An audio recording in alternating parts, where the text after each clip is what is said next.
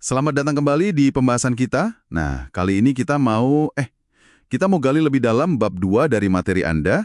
Judulnya cukup menarik nih. Bagaimana saya mengacaukan prinsip menjadi kaya secara perlahan. Kedengarannya personal banget ya bab ini. Iya betul, ini cerita tentang titik balik penulis, gimana pandangannya soal kekayaan itu berubah total. Oke, jadi misi kita di sini kita coba pahami pemicunya apa. Terus, perjuangan awalnya gimana sampai dia nyari jalan lain yang disebut fast lane itu. Sip, mari kita bedah langsung ya. Penulis kan cerita diawali dari satu momen penting banget. Waktu dia masih muda, dia lihat Lamborghini. Nah iya, momen Lamborghini itu. Dan itu bukan sekedar wah mobil keren gitu. Tapi kayak semacam pencerahan gitu ya. Betul, semacam ilham. Yang bikin dia yakin banget, pokoknya harus kaya. Dan pentingnya, kaya pas masih muda. Ini kontras banget sama temen-temennya ya, yang pada ambil jalur karir biasa yang aman. Iya, yang dia sebut slow lane atau jalur lambat itu. Dia langsung kayaknya antipati gitu sama jalur itu. Nah, yang menarik di sini, ini bukan cuma soal pengen punya barang mewah loh, tapi lebih ke penolakan mendasar gitu. Nolak ide nunda kaya sampai tua, kayak saran get rich slow. Oh, jadi bukan cuma soal materi ya, tapi prinsipnya. Iya, ini kayak pemberontakan awal dia terhadap norma, mirip kutipan Marcus Aurelius di awal bab itu soal melepaskan diri dari keramaian. Oke. Jadi pelajarannya mungkin ya, visi yang kuat, kayak lihat Lamborghini itu, bisa banget memicu orang buat ya keluar dari jalur biasa. Anda sendiri pernah nggak ngalamin momen klik gitu yang mengubah tujuan hidup? Wah, pertanyaan bagus tuh. Tapi balik ke penulis, penolakan dia itu kerasa kuat banget ya di bab ini. Bukan cuma pengen, tapi udah kayak keharusan gitu buat dia. Iya, kayak udah nggak ada pilihan lain. Tapi, nah ini bagian pentingnya juga. Habis momen itu, jalannya nggak mulus sama sekali kan? Wah ya, jauh dari mulus. Dia cerita bertahun-tahun penuh perjuangan. Coba ini itu, bisnis vitamin, perhiasan, terus apa lagi tuh? Program pemasaran. Semuanya gagal. Gagal total. Sampai harus balik tinggal sama ibunya. Ibunya bahkan nyaranin jadi manajer toko makanan ya kalau nggak salah. Betul.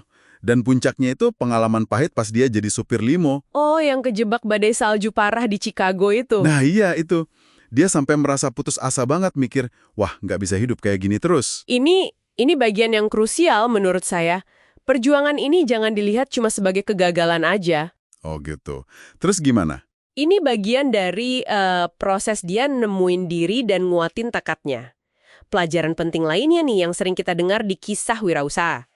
Justru di titik terendah kayak momen badai salju itu, seringkali malah bikin visi jadi lebih jelas. Dorongannya jadi kuat banget buat berubah. Bener juga ya. Sesuatu yang mungkin nggak muncul pas kita lagi nyaman-nyaman aja. Tepat. Pengalaman pahit ini justru nguatin penolakan dia sama jalur lambat. Dan bikin dia makin serius, nyari alternatif, nyari si fast lane itu. Oke. Nah, ini mungkin bisa jadi bahan refleksi juga buat kita ya. Gimana pengalaman sulit atau titik terendah dalam hidup Anda mungkin pernah membentuk ulang prioritas atau arah tujuan Anda. Dalam juga ya pertanyaannya. Jadi, kalau kita coba rangkum nih, inti dari bab 2 ini apa dong? Kayaknya ini soal keputusan radikal ya. Buat ninggalin mentalitas kaya secara perlahan. Iya, tepat. Keputusan besar. Dan keputusan itu nggak tiba-tiba muncul. Dipicu visi kuat, si Lamborghini tadi, terus diperkuat, atau mungkin lebih tepatnya dipaksa, sama kesulitan dan kegagalan bertubi-tubi. Betul, kombinasi itu, visi dan tekanan. Nah, ini jadi fondasi atau titik awal dia nyari strategi kekayaan yang beda banget. Iya, pas banget. Bab ini nunjukin kekuatan momen katalis. Bisa positif kayak visi, bisa negatif kayak kesulitan. Dan juga pentingnya berani nolak jalur yang kita rasa nggak cocok.